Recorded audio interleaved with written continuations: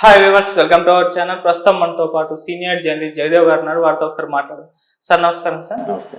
Sir, నగరిలో ఈసారి రోజాకి seat ఇచ్చేది లేదని జగన్ గారు అంటున్నట్టు కొన్ని వార్తలు అయితే బయటకు వస్తున్నాయి. మరి నిజంగా ఆమెకి ఈసారి సీట్ ఇవ్వరా సార్? ఎందుకంటారు? అది ఇస్తారో ఇవ్వరు అనేది ఒక టాక్ ఉంది. అది పక్కన పెడితే యాక్చువల్గా రోజా గారు ఎప్పుడైతే ఈ మధ్యకాలంలో బాగా వార్తల్లో వైరల్ అయ్యారు, ప్రతి న్యూస్లో కూడా ఉండడము, ప్రతిపక్షాల మీద దుమ్మెత్తిపోయడం వల్ల లేకపోతే మరేంటో తెలియదు, రకరకాల వివాదాల్లో ఇరుక్కున్న నేపథ్యంలో ఎందుకు గిట్టని ఒక వ్యక్తి నచ్చనప్పుడు వాళ్ళు ఏం చేసినా నచ్చదు. ఇంకా సో నచ్చదన్న దాని మీద మేబీ వైరల్ చేస్తున్నారు. లేదు, జగన్మోహన్ రెడ్డి గారు వైనాట్ 175 అని చెప్పి నినాదం తీసుకొచ్చి ఈసారి సిట్టింగ్ ఎమ్మెల్యేలు ఒక 60 మంది వరకు ఇవ్వకూడదు అని డిసైడ్ అయ్యారో, లేదు ప్రశాంత్ కిషోర్ గారి సర్వే ప్రకారము చాలా మందికి డిపాజిట్లు కూడా వచ్చే పరిస్థితి లేదు, ఎవరైతే ప్రతిపక్షాల మీద మరీ టార్గెట్గా చేసి చెలరేగిపోయారో వైసీపీలో ఉన్న టాప్ 5-6 మంత్రులు ఎవరైతే ఉన్నారో వీళ్ళందరూ ఓడిపోతారని రిపోర్ట్ ఇచ్చారో ఏంటో తెలియదు. కానీ 1 by 1గా ఒక్కొక్కరుగా పార్టీ మీద ఇలాంటి ఎలిగేషన్స్ వస్తున్నాయి. పార్టీని కూడా కొంతమంది వీడుతున్నారు.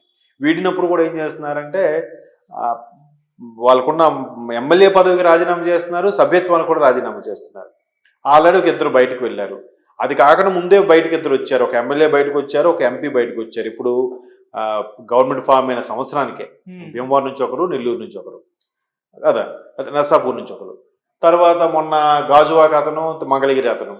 అది కాకుండా మాజీ మంత్రి అనిల్ కుమార్ యాదవ్ గారు కూడా ఏమంటున్నారు, ముఖ్యమంత్రిగా జగన్మోహన్ రెడ్డి గారు ఉండడమే నాకు ఇష్టము, ఆయన ఉంటే మా పేదలకు, అదే మా నియోజకవర్గంలో పేదలకు కూడా బాగుంటుంది, మాకు బాగుంటుంది, బట్ ఆయన నిర్ణయమే మాకు శిరోధార్యం, ఆయన ఎవరికి చెప్తే వాళ్ళకే మేము మ్యాక్సిమం నేను ఒప్పుకుంటాను అంటే తనకు కూడా సీట్ ఇవ్వకూడదని డిసైడ్ అయ్యిందా?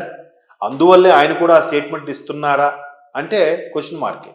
మేబీ ఆయన కూడా తప్పిస్తారని వార్తలు ఆయనకి ఏమైనా వచ్చాయా, లేదంటే జగన్మోహన్ రెడ్డి గారు 50 నుంచి 60 మంది ఏదైతే అనుకుంటున్నారో 50 మంది 60 మంది ఎవరికి వాళ్ళు నేను కూడా ఉన్నాను అనుకొని నిర్ణయం తీసుకొని సరే మాకు ఈసారి సీట్ ఎవరు మేము పక్కన ఉంటాం, సపోర్ట్ ఇస్తామనే ఉద్దేశంతో ఇంకా ఎలక్షన్స్ టైం ఉంది కాబట్టి అప్పుడు ఎక్కడ స్టేట్మెంట్ ఇవ్వకుండా కాముగా ఉన్నారేమో ఎవరికి తెలుసు. అలా కూడా అయ్యిండొచ్చు కదా. ఇంకా ఎలక్షన్స్ దగ్గర పడితే ఎప్పుడైతే ఇంకొక నెల రోజులో లేదంటే ఎలక్షన్ కోడ్ అమల్లోకి రావడమో లేదా పోలింగ్ డేట్ అనౌన్స్ చేయడం జరిగిన తరువాత ఇంకాస్త బయటకు వస్తారు కదా. ఇలాగ వచ్చిన వాళ్ళలోనే రోజా గారు కూడా ఒకరు అయ్యుండొచ్చు అనే ఒక టాక్ ఉంది. సో దీన్ని ఇంకా చిలికి గాలివానైనట్టుగా ఇంకా దీన్ని కాస్త ముందుకు తీసుకెళ్తే ఇంకా ఆవిడకి కూడా టికెట్ ఇవ్వకపోవచ్చు అనే టాక్ అయితే ఉంది. ఇదే కాదు, చాలా వరకు ఇప్పుడు పర్టికులర్ కొన్ని జిల్లాల్లో అయితే మంత్రులకు కూడా ఇచ్చే అవకాశం లేదని వాదం కూడా వినిపిస్తుంది. వాళ్ళు ఖచ్చితంగా ఓడిపోతారు కాబట్టి టెక్నిక్ స్ట్రాటజీ ప్లే చేయాలి. ఎలా ప్లే చేద్దాం, ఏమిటి చేద్దాం, లేదంటే డబ్బులు ఇచ్చి సర్వేలు చేయించుకొని మనకే వస్తుందని చెప్పించుకోవాలా, లేదా వాళ్ళ సీనియర్స్ని పక్కన పెట్టేసి వాళ్ళ పిల్లలకి ఛాన్స్ ఇవ్వాలా, ఇట్లా రకరకాలు ఉంటాయి కదా. బట్ చాలామంది కూడా అరే బాబు ఈసారి టికెట్ ఇవ్వకపోతే చాలు, మేము కామ్గా ఉంటాము, ఇస్తే పోటీ చేస్తాము, లేదంటే డబ్బులు ఎందుకు దండుగా, దాని బదులు సైలెంట్గా బిజినెస్ చేసుకుందాం అనుకున్నా కూడా ఒక యాంగిల్ ఉన్నారు. మొన్న బాలినేని శ్రీనివాస్ రెడ్డి గారు కూడా ఒక సమావేశంలో మాట్లాడారు. ఏమని మాట్లాడారు, కార్యకర్తలు మీరందరూ సపోర్ట్ చేయాలి, చేస్తారని చెప్పండి, నేను పోటీ చేస్తారని చెప్పండి ఏంటి? నాయకుడు అనేవాడు స్ట్రాంగ్గా ఉండాలి కదా. నాయకుడు చెప్తే కదా కార్యకర్తలు రంగంలో దిగేది, మాట్లాడేది, డైరెక్షన్ మీద కదా వెళ్ళేది. అలాంటిది కార్యకర్తలు సపోర్ట్ తీసుకుని మీరు చేస్తారంటే చెప్పండి, నేను పోటీ చేస్తాను, మనకు ఆయన మీద ఉంది, ఆయనకి మన మీద ఉందో లేదో మనం ఏం చేస్తాం అని కూడా అన్నారు. అంటే ఆయన అంటే ఎవరు? ఇక్కడ జగన్మోహన్ రెడ్డి గారు. అంటే అందరూ నిరాశ నిస్పృహుల్లో మాట్లాడుతున్నారు అంటే అర్థం ఏంటి? ఆల్రెడీ ప్రభుత్వం రాదు, ప్రభుత్వ వ్యతిరేకత పెరిగిపోయింది, ఈ పథకాలతో చేసింది ఏమీ లేదు, అభివృద్ధి లేదు కాబట్టి రాష్ట్రం అప్పులలో కూరుకుపోయింది, చాలా వెనకబడింది. అదీ కాకుండా అధినేత అనేవాడు సైలెంట్గా ఉంటూ కిందన్న మంత్రుల ద్వారా వాళ్ళ మనుషుల ద్వారా ప్రతిపక్షాలకి నోటుకొచ్చినట్టుగా తిట్టిస్తూ వారి ఫ్యామిలీస్కి వాళ్ళ లేడీస్కి కూడా ఇన్వాల్వ్ చేసి మాట్లాడేలాగా చేయించడమే సంస్కృతి రావడం వీళ్ళకి కూడా అర్థమైపోయింది, కార్యకర్తలకు కూడా చాలామందికి అర్థమైపోయింది. ఎవరైతే మొదటి నుంచి జెండా పట్టుకొని ఉన్నారో వాళ్ళు కొంతమంది ఉన్నారే తప్ప మ్యాక్సిమం కింద స్థాయిలో ఎవరు కూడా వేస్ట్ అయ్యేది, ఎవరు ఇచ్చినా వేస్ట్, ఇంకా మనకు ఒరిగేది ఏమీ లేదు, మన దగ్గరే ఆ పథకాలు ఈ పథకాలు డబ్బులు ఇస్తున్నారు, మళ్ళీ దొబ్బేసి మళ్ళీ మనకే పెడుతున్నారు అనే ఆలోచన కొంతమంది. రకరకాలుగా మొన్న ఒక ఆయన అయితే ఆ రోడ్లో యాక్సిడెంట్ అయితే ఆ కారు గొంతులో దిగడం వల్ల కారు టాప్ తగిలేసిందట. తగిలితే ఆయనకి తలకు తీవ్రమైన దెబ్బ తగిలింది. ఆయన అన్కాన్షియస్ అయిపోయాడు. అక్కడికి 6 నెలలు పోయిన తర్వాత ఆ, లోపల బ్లడ్ క్లాట్ అయింది, ఏమైనా ఇష్యూ వచ్చింది, చనిపోయాడు. 1 నెల రోజులు బెడ్ మీద ఉండి. ఏంటంటే ఎప్పుడైనా తలకు గట్టిగా దెబ్బ తగిలిన దాఖలాలు ఉన్నాయని అడిగారు డాక్టర్. అవును సార్, ఇంతకుముందు కారు చిన్న యాక్సిడెంట్ లాగా అయింది, తలకు తగిలింది. దానిపై దెబ్బతోనే ఆయన వైసీపీ కార్యకర్తగా ఉన్న ఆ అబ్బాయి తండ్రి చనిపోవడానికి కారణం ఈ రోడ్లు వ్యవస్థ, ఎంతసేపు పథకాలే కానీ రోడ్లు వేయలేదు, అభివృద్ధి లేదు అని చెప్పి వెక్స్ అయిపోయాడు. నేను ఎంతవరకు చెప్తుంటే ఏదో అనుకున్నానంటే, నేను దానికి దీనికి ఏం చేస్తారు, ఒకవేళ ఆయన చెప్పినా వీళ్ళు వేయలేదేమో అంటే, కాదన్న ఇక్కడే కాదు రాష్ట్ర వ్యాప్తంగా ఇలాగే ఉంది. నేను ఇన్సిడెంట్తో రియలైజ్ అయ్యాను, మారాను, ఇది నువ్వు దీనికి కంపేర్ చేసుకోవడానికి లేదు అన్నట్టుగా కూడా ఆ సదరు వ్యక్తి మాట్లాడాడు. అంటే నా మిత్రుడికి మిత్రుడు ఆ అబ్బాయి. సో అలాగా రకరకాలుగా ఉన్న వ్యతిరేకత కూడా ఆ సెగ అనేది తగులుతుంది. తగిలేసరికి ఆహా వీళ్ళ ప్రవర్తన బాగాలేదు, వీళ్ళకి మంచి రిపోర్ట్ లేదు నేను అనుకుంటున్నాడు. ఓవరాల్గా పార్టీకే లేదు. అర్థమవుతుందా? రోజా గారికి ఇవ్వము, లేదా బాలినేని శ్రీనివాసరెడ్డి గారికి ఇవ్వము, అనిల్ కుమార్ యాదవ్ గారికి ఇవ్వము, లేదంటే ఆళ్ళ రామకృష్ణారెడ్డి గారికి ఇవ్వము, లేదా పేరు నాని గారు ఏమన్నా నెక్స్ట్ ఆయన సమావేశం పెట్టినప్పుడు అదే అన్నారు, ముఖ్యమంత్రి గారి సభలో నేను ఇదే చివరిసారిగా మాట్లాడమేమో, మళ్ళీ ఉంటుందని మార్చేసి మా అబ్బాయికి ఇవ్వబోతున్నాను అవకాశం అన్నట్టుగా చెప్పారు. ఏమో అదే నిజమేమో ఎవరికి తెలుసు. పార్టీ ఏదైతే పార్టీ గుర్తుతోనో అధినేత జగన్మోహన్ రెడ్డి ఫోటోతోనో గెలిచామనుకున్నాడు, ఇప్పుడు దాని మీదకే ఇంప్రెషన్ లేనప్పుడు ఎలా గెలుస్తారు? గెలవరు కాబట్టి రోజా గారికి ఎవ్వరు అని బ్యాడ్ ప్రాపగాండా చేసే బదులు రోజా గారు అలా చేయిస్తున్నారేమో.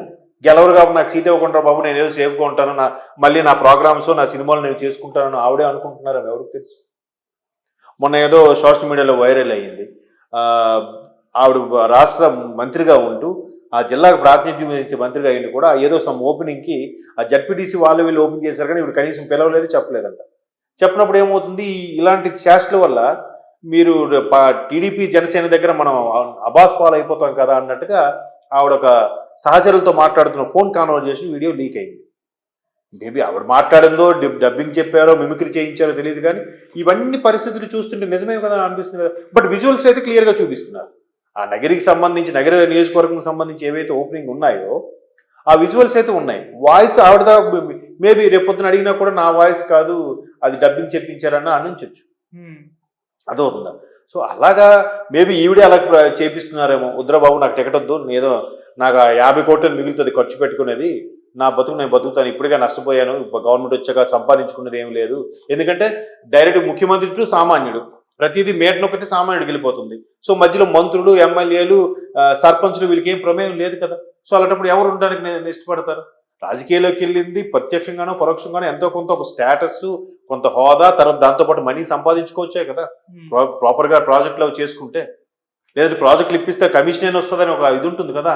అవేవి లేనప్పుడు ఇక పదవి ఎందుకు, హోదా ఎందుకండి? ఎన్నాళ్ళు మేపుతారు చుట్టూ ఉండే మనుషుల్ని? పెట్రోల్ డబ్బులు ఎవరు ఇస్తారు? ఆయన అనుకుంటే మందికి భోజనం ఎవరు పెడతారు? కాబట్టి ఇవన్నిటిని చూస్తే ఆవిడ గురించి అలా ఆల్రెడీ అధిష్టానం నిర్ణయం తీసుకుందో, లేకపోతే ఆవిడే అలా చేపిస్తున్నారో మనం ఏం చెప్పగలం. చాలా మంది అయితే బాబు మాకు సీట్ అయిపోతే చాలురా బాబు. నేను ఇంతకుముందు కూడా ఒక ఎగ్జాంపుల్ చెప్పాను.